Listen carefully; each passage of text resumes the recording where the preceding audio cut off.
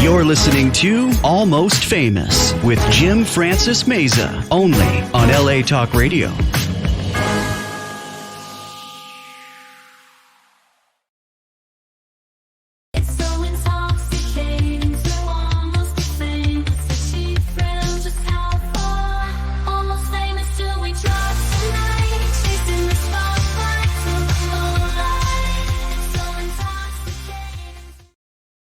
Hello, gang. Once again, it's Jim Francis for Almost Famous. Thanks so much for tuning in. This time, on this particular occasion, we are doing it out of the house, live streaming from the comfort of my home here. So without further ado, let's talk about the gentleman that I'm about to introduce. He came in clutch. This guy, I mean, I got to tell you, when everything seemed to fail, and sand seemed to go right through my fingers, this guy came through like an Avenger. I want to extend my gratitude to a special guy. This guy's a drummer. He's not just a drummer. He's a badass drummer for not one band, but two bands. He's going to have to do some explaining to me about that. And the guy is fantastic. I met him at a comedy club. He's a graduate from UCLA, with an emphasis in percussion. So, and he's done some compositions for movies. He's done some scores and a couple motion pictures. So, guys, without further ado, let's help me welcome Mr. David Ibo. Oh. Whoa! Thanks for having me. As I fucking live and breathe, man. How the hell are you, brother? I'm doing all right. It's been a minute. I know. It literally has. We talked about a minute ago. Yeah, we did. I could get my sound going. I know, it's insane. No, I mean, hey, dude, thanks for last minute coming through. Our good friend and owner and producer of the show, Sam, he's a little under the weather. So we're all live streaming from home. But before you know it, we'll be back in action in the studio. Super grateful for you to come on the show. I've been doing the show for almost 6 months now, and where does time go? You would say, during which time I've had such a blast. I've introduced and interviewed, had the pleasure of interviewing quite a bit of people. Every last one of them, every single one of them is fantastic in their own right. They all have great stories. So let's continue the magic. But today I want to talk about you. I mean, you are a fascinating drummer. You have a show. Let's talk about that first and foremost. You have a show October 26th, if I'm not mistaken, at the Whiskey a Go-Go, no less. Yeah, this Saturday. Okay, so what's the deal, bro? I do want to ask you, because you're the drummer for an 80s cover band called New Dissidents, right? Yes. So you guys are rebels. Love it. Exactly. But you have explain this. You have an opening band, Fast Times, all right? Reminds me of Fast Times Richmond High. It's obviously a nod to that. Okay, but explain to me this. You've been both bands. I'm not officially in both bands. Okay, not officially. I'm New Dissident. I'm the New Dissidents drummer. Right. I'm a backup drummer for Fast Times. So if for some reason their drummer gets sick, he gets hit by a car, whatever, they can call me, and I'm gonna be ready to rock and roll. Yeah, it's happened 2 or 3 times only, but yeah, every member of that band has a backup for some emergency. Yeah. I hear there's a thing called AI these days, so you never know, The AI is not going to do it for the drummer. They got this whole AI movement that's going on, man. They're trying to take over the world. The machines will eventually take over the world. I think there was some truth to the Terminator saga, Yeah, they'll cause some problems, but we were saying the same thing when drum machines were coming out. We're like, that's the end of the drummer. No more drummers. Now it's like, no, we want a real drummer. We don't want a machine. We don't like that. Yeah. It's just, it you can tell what it is, and it's not musical, and it it doesn't groove. Yeah, most definitely. I agree with you. I happen to be a huge, as you know, you and I have had this conversation for huge rock and roll fan. All genres really of music, but jazz, rock, and Tex-Mex is really close and dear to my heart.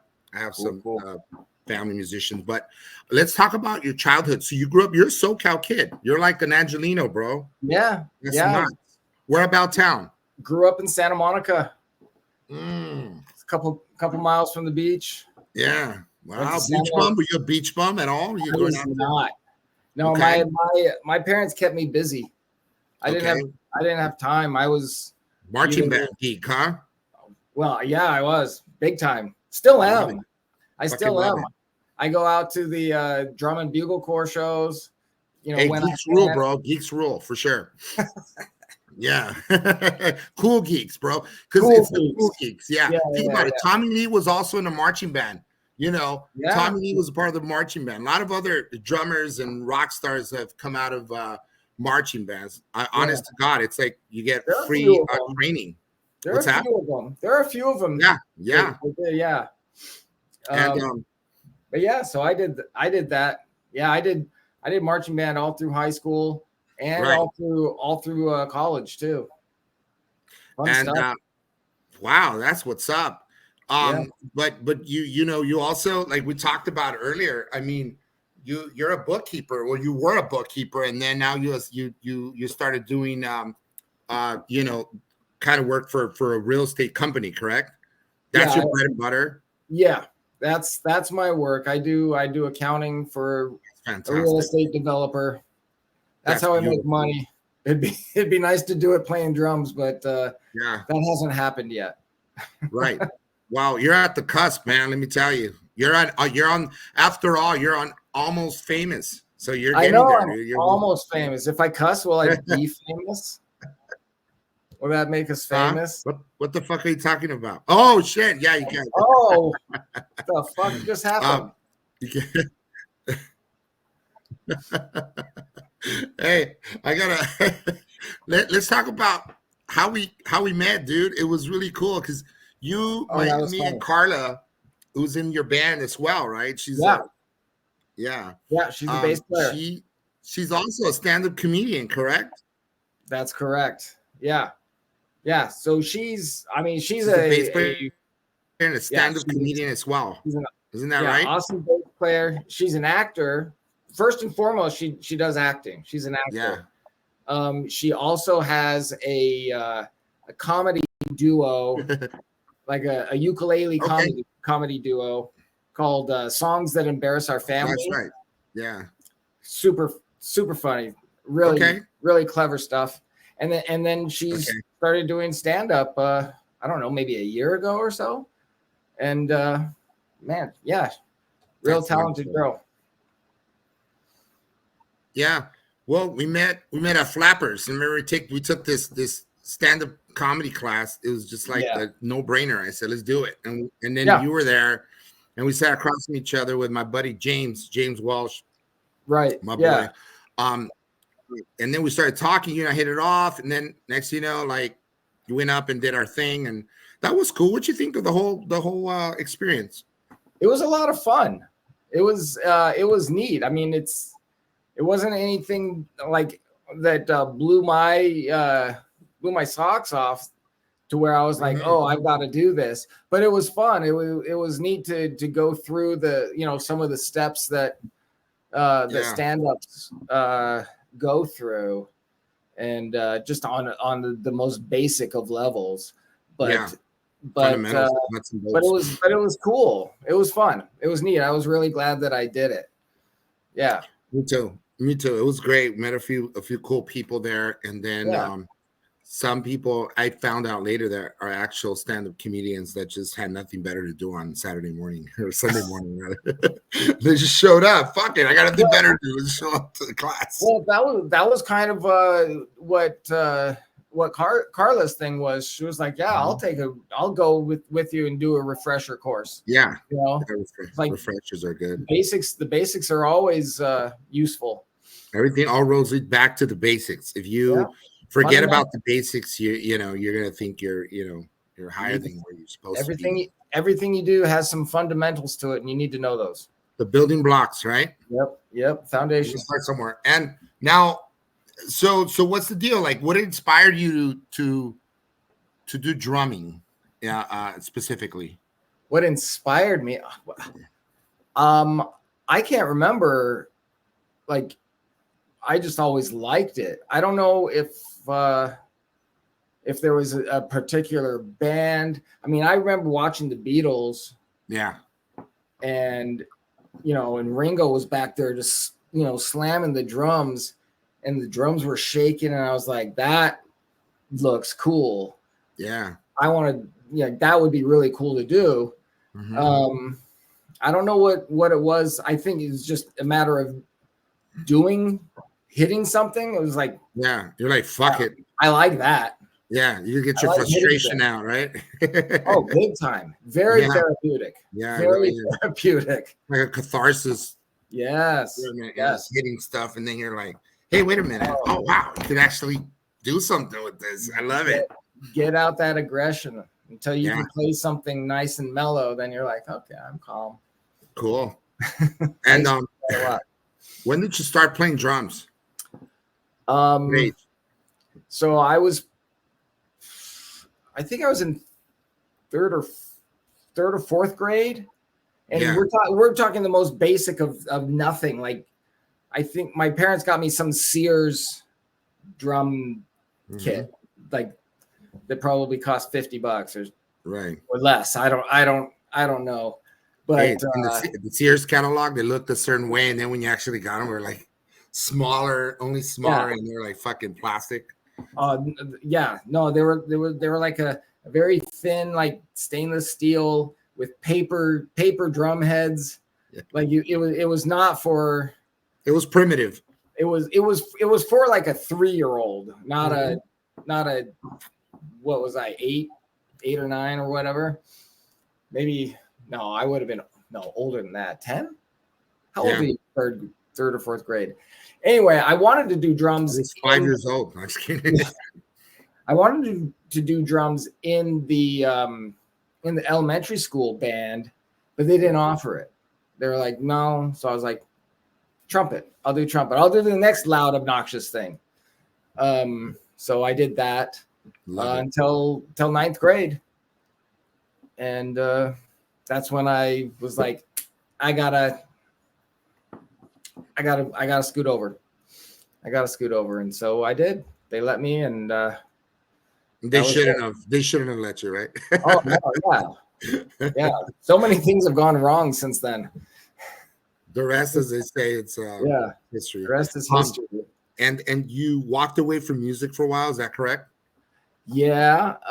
So after I graduated and I was just starting to get my feelers out, I actually went to SC for film scoring for motion picture and television, and I started doing a couple student films and that sort of thing, and it was cool.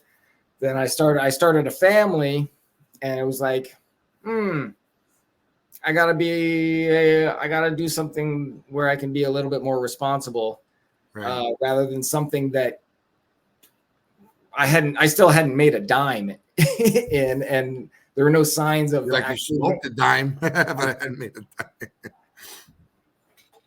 dime. But excuse me. Yeah. So so that's when I started working at this company that bought and sold airtime for infomercials, because they had benefits. Yeah, so exactly. I was able to have benefits.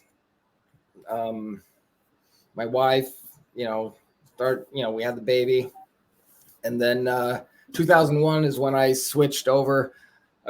One of my best buddies worked for this general contractor, and he said, "Hey, do you like your job?" And I was like, "No."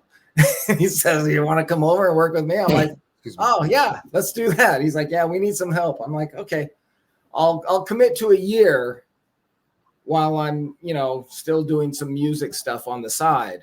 Right. A year has now turned into 20 4 years. So fantastic, bro. There you go. Wow. So you started like way at the bottom, you say like rank and file, and then you move your way up? Or was it kind of okay? Yeah, well, 24 years. Yeah, 24 years. Now I'm the what am I now? I'm the corporate accounts manager. Love it, dude. And then but at night you let your hair down and you're a fucking drummer. So to speak, yeah. I get on, some ratty shirts and pants and go out there and just make a lot of noise. Yeah. Pumping out on some 80s tunes. Hell yeah. So you guys play all across like a plethora of songs, right? Like a music from just basically all ingrained in the 80s, right? So it's all like anywhere from Billy Idol. Would you say Billy Idol? Like we've done Billy Idol. So let's see what's on our set. Iron Maiden. We're working on an Iron Maiden, a couple Iron Maiden songs that we're going to mash up together. It's in the works. I'm hoping for our next show we'll be able to present it whenever that is. I don't know yet. Rest in peace, Paul Di'Anno. He passed away a couple days ago. The original, Killers, baby, Killers. Great album. Yeah. Sad times. Yeah, he was only 66 years of age. He was in a wheelchair, and he was confined to a wheelchair. But poor guy, man. It's tough. Still, a lot of people are dying, man. Fernando Valenzuela. Yeah. Oh. He was the Dodgers. Yeah, man. The Dodger in the 80s. The Dodger. Dude, I remember. I watched it. Yeah, my girl did too. Everybody, I think there was a moment where it stung for everybody had like that moment of grief where we all grieved together collectively, as a nation. Probably, I would dare say, even worldwide. I mean, there's so many people that knew who these people are. Yeah. We don't have the larger scope because we live in like one place. You go other place, people know who they are. So, I mean, the news just spread like wildfire. Everybody was completely sad. Not the least of which he was only 63 years of age or 62. Again, he's a kid, man. Pretty young. Did you know that Bobby, another Dodger great, Bobby Castillo, who also went to my high school, Bobby Castillo taught Fernando Valenzuela, this is a little sidebar, taught him how to do the curveball, the famous curveball he was known for. Oh, really? Bobby Castillo, who played for the Dodgers in the 80s. Okay. Well, yeah, but and he passed away about 5, 7, maybe 10 years almost about. He lived in Alhambra towards the last, few years of his life. And I'm talking about Bobby Castillo. And he lived literally down the street, like a stone's throw from my house. Oh, wow. Yeah. So I got to see him once or twice. But anyway, Fernando Valenzuela, it's sad. And you also played for the Angels. I'm kind of an Angels fan, brother. I don't know if you knew this, but are you? No. Yeah. And he played for the Angels in the early 90s, I think for one season or two. I'm not quite sure. Okay. I vaguely remember that. But he's known for Fernando Mania, baby. He's Dodger. Yeah, he's a Dodger 150%. Dude, so it's a lot of people as of late, passed on. Hey, let me ask you something. I'm really curious to know because, have you ever do you pick up the guitar occasionally? Like, I'm just saying, like any other instrument other than the ones you've mentioned before? So when I was like between the ages of like 6 and 8, I think, I took a general like music theory class. My parents were musicians. Holy shit. And so all the kids, my dad was a fabulous pianist. My mom was a fabulous violinist. She's 80. My dad passed a few years ago. My mom is like 84 now, 85. She still teaches private lessons on Zoom and stuff. Get out of town. That's beautiful. Yeah, she's got like wonderful, bro. I don't know, a dozen students that she keeps her going, and young at heart for sure, because her brain keeps working. At the end of the day, that's what you want to do. Was totally. But anyway, so all the kids in my family, we all went to this lady in our neighborhood that I have no idea how my parents knew her or how we got in touch with her, but she had, she did like these small classes in her home with like, I don't know, 4, 5 or 6 students at a time. And so I learned like some guitar chords, your basic chords, as well as, piano theory and stuff like that. I hated it at the time, but now I'm like, oh, that was helpful as far as, you know, being a musician goes. Sure. Because there was stuff that I learned there that I kept, you know, and into my UCLA years. When I was entering UCLA, you had to take this aptitude class to see where they're going to place you in your music theory. Sure. And I skipped out of the first year because I knew stuff, and I was like, it was stuff that I learned when I was 6. That I was Holy like, shit. Yeah. Yeah, I know that. I know what that It served you well at the end of the day. It really does. Yeah. You know? So how does that work? Like, you have to put in the time. I know when I jam, I have a guitar. Occasionally I get on that and write a few songs for my girl. But when you're drumming, you do put in the time. Do you still practice like a novice would, like some novice person? You do? Oh, yeah. Oh, really? Definitely. So I studied percussion all growing, like from 9th grade all the way through college.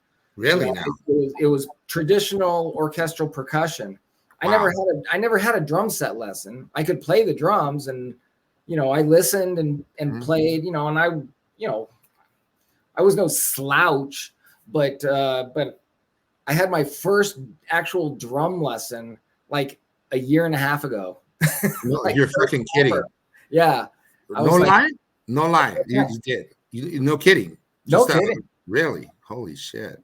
I had my first lesson because I was like, you know what? I'm doing this. I want to make myself better. Like, right. I don't want to just be Mr.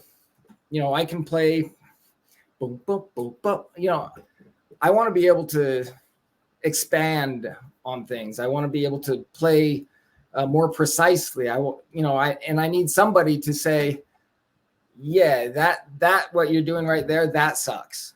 Instead of everybody going, oh no, you do great. No, I need somebody to say that sucks. You need work on that, and here's what you can do. We are our worst critics, you know, by leaps and bounds. I could say that, you know, personally, a lot of different things that I've, you know, dabbled with, music being one of them, but I don't do that in no way, shape, or form where I ever, like, you know, self-proclaimed musician or anything. No. I mean, I do it as a hobby. For me, it's always been a hobby. But I really respond to musicians. I mean, people that do this kind of stuff, I gravitate to like moth to a fire. You know, it's like, fuck, this is so badass. But it takes so many hours of practice, and it does. You know, like the adage, you know, practice makes perfect kind of thing, and that sort of thing. But I mean, you're living proof of, if you put in the time, you know, I don't know if you put in a lot of time, I guess you get better and better. But do you ever feel like you get better? Do you ever feel like you've arrived? Do you ever feel like you've arrived? Arrived at the peak, like, you know what, I'm done. This is where I want to be. Like, maybe you know, no, right? We never do, right? Isn't that crazy? I mean, I get to steps, you know, when you know, if there's something that I'm working on that I want to be able to do, and I work and I get there, but there's always something more that you can do. You can always raise the bar a little bit. Otherwise, you plateau. You kind of feel like you plateau at some point. Yeah, if you're starting here and your goal is to get to here, well, you might just fail if you're trying to get there like in 1 month. Right. But if you break it up and you're like, okay, wait, in a month I could get here, and then maybe in another month I could get here, and then it actually goes faster. Like, the more you do, the faster you're able to reach your goal. Yeah. But that's phenomenal, bro. But yeah, you do have to take, you know, kind of have to take baby steps, especially when you're learning something brand new. You have to be willing to fail. And just who are the greats? Who are the greats in your eyes? Like, who's like people that, I mean, there are plenty, but who's like one person you say, well, that guy stands out, you know, far and wide? I mean, for me, growing up, my all-time idol was Neil Peart of Rush. You know, and his idols were, you know, John Keith Bono Moon. and Keith Moon, and, you know, and Ginger Baker, and Ginger they Baker. all had their idols, you know, going back and back, you know, like it goes back back to Gene Krupa and these, you know, these guys, these old cats that kind of invented the drum kit. Yeah. You know, I feel like somewhere like in the Bedrock or something, like somebody was angry as fuck already drumming, saying, "Oh shit, wait, what did I just do?" You know what I mean? Like that happened. and then like, "Whoa, fuck, what did you just do?" And you know what I mean? Like music's innate; it comes in, it's in our DNA. So who knows, right? I mean, who knows where it all started? But yeah, I just mentioned wow, the greats. Led Zeppelin and Yardbirds were essentially almost the same band, right? Except for Robert Plant. I'm adding Robert Plant and yeah, I think so. I think there was something like that. But was Bonham in the Yardbirds? No. So Ginger Baker and then, okay, yeah. And then obviously about Cream and the Yardbirds. Oh wait. I think I got my drummers all mixed up. So Ginger Baker was in Cream, right? He was part of Cream. Yeah. And then, but it's funny because Eric Clapton was also in the Yardbirds. Okay, so I got and in Cream, yeah. And Cream. Okay. Yeah. Sorry, man. I get the coffee going. I have ADHD, and believe it or not, it helps tame my ADHD. Caffeine does. All right. Yeah, it's like the opposite. If you have ADHD, some caffeine calms you, so you can.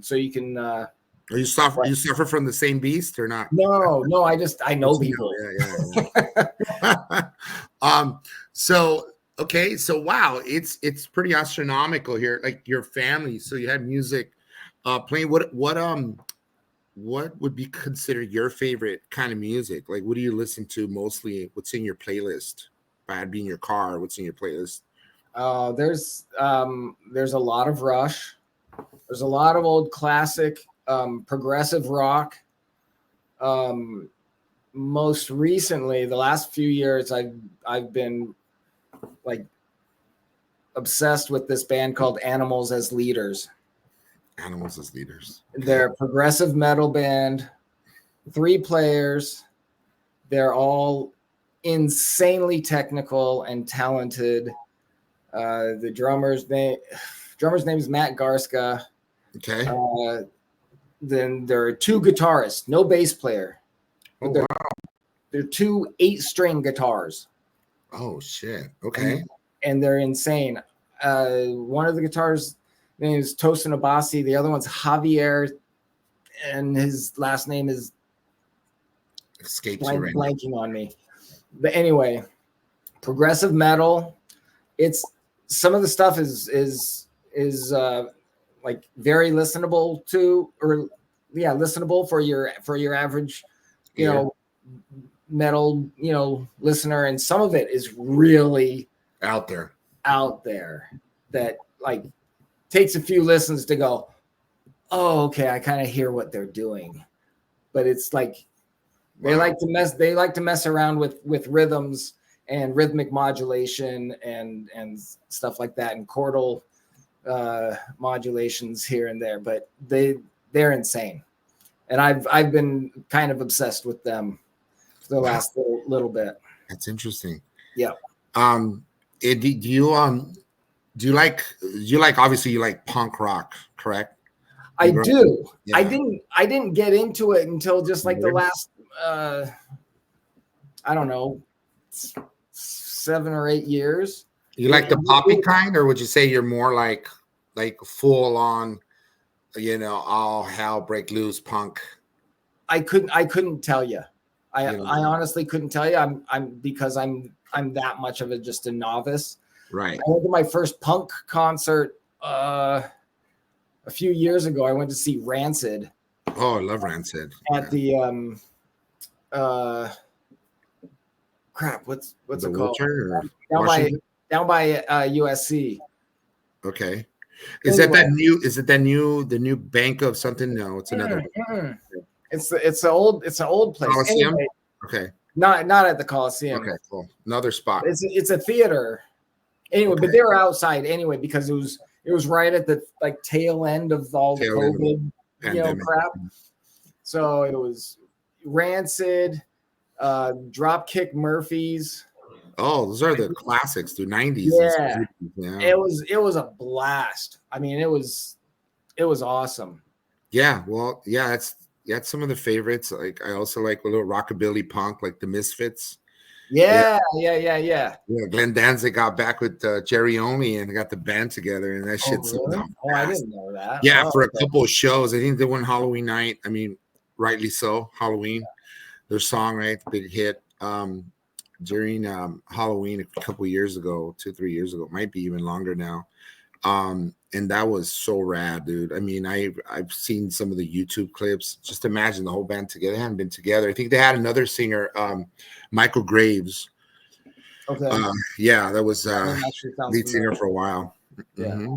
The Misfits, dude. Dead Kennedys, fucking TSOL, Sounds of Liberty is Orange County band.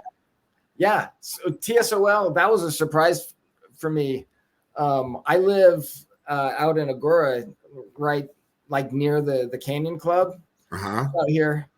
And so I'll go over there just like if I got nothing going on, I'll just go over there. I'll look to see who's playing. There was this band TSOL. I didn't know who they were because they're badass, dude. And Next level. Yeah. I went and I was like, you disappointed? Oh, okay. And I was like, whoa. They were awesome. Mind blowing, yeah. And it was kind of funny because Carla, she learned bass to punk. Like punk is her like jam. Like that's her jam. Mm-hmm. And so I texted her. I was like, oh man, there's a really cool band at the Canyon. I should have, asked, seen if you wanted to go, but I had no idea. She's like, who is it? I'm like, TSOL. She's like, are you fucking kidding me? You're like, what? Like, you son of a bitch. Why didn't you tell me? Shit right there. I didn't know. That's fucking amazing, dude. Yeah, TSOL. Sounds of Liberty. Yeah, dude. And there's Circle Jerks. They're great Circle Jerks. They're fantastic. And then just the Addicts and like a bunch of other punk bands that we don't have time for the sake of time.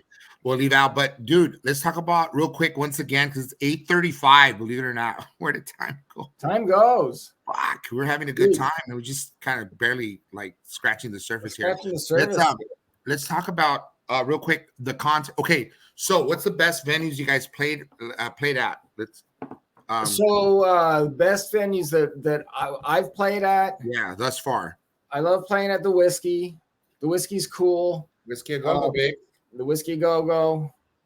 The Canyon Club out in Agoura. Like that place. It's got great sound. It's big. Parking is easy. It's really mellow. It is a little bit far out for people in LA and Hollywood. It's worth it, dude. It's not right in your backyard, but it's a comfortable drive. And that's what makes it all the better too. Like it makes that fact that it's outside of Hollywood. It's like just past 1,000. I think it's in Thousand Oaks actually, right? Thousand Oaks in Agoura. It's in Agoura Hills. It's in Agoura Hills, right off of Canaan. Canaan. And I mean, it's so easy to just go in there. You're not battling for parking and trying to find parking somewhere here and there. We should go see Social Distortion. They're going to be playing there. Yeah. Social D. Mike Ness, another local guy from Fullerton. Yeah. Great band, dude. Social D. Totally. Fantastic band. And then so you're saying the Whiskey Go-Go. The Whiskey Go-Go. This place is like, holy shit. Historic. If this place could fucking talk. It's legendary. The Doors, the Perception. Totally. The Doors played there years in the 1960s. Everybody's played there. Everybody, right? I mean, anybody. Motley Crue lived right up the street, famously. Lived a few houses up from the building. Yep. Total debauchery, bro. Now, do you guys party obviously you're a dad now and whatnot. You know, you have your children. But back in the day, did you party like there was no tomorrow kind of thing? Or just no, I was a really out. I was a really good and down to earth kid. You know, Okay. I was playing my drums, playing the trumpet, going to church, playing basketball. Basketball was another one of my big loves. Great, I was busy. I don't know if it was all my choice or I got, you know, nudged by my parents to do these things.